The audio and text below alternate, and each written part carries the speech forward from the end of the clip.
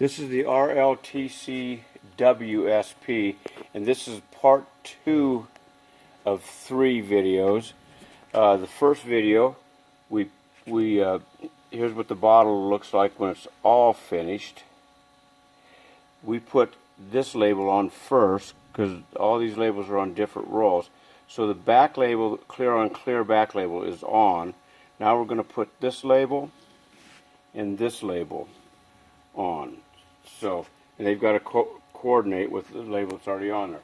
So we haven't moved anything in here as far as adjustments concerned. All we've done is we've taken the roll of labels and moved it over 3 centimeters. We just moved this collar over this way 3 centimeters, and then of course we adjust these little rollers down here. Other than that, that's the only change we've made. So now to apply them, we bring this out to the indicator line. This comes out to the gold indicator line. That's going to be the back label. So take the locator notch and we put it in the proper position,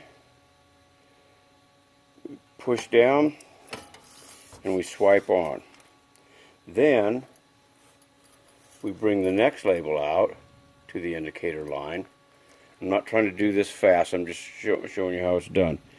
Then the indicator notch will run straight up for this one, and we apply that one.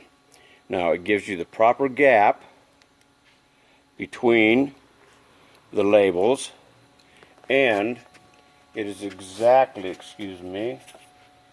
is exactly 1 centimeter above this label. This label starts, the bottom of it is 1 centimeter above this label that's already on the machine, or it's already on the bottle. So anyway, so now, and it's coordinated this way. It's coordinated around so that these edges are even.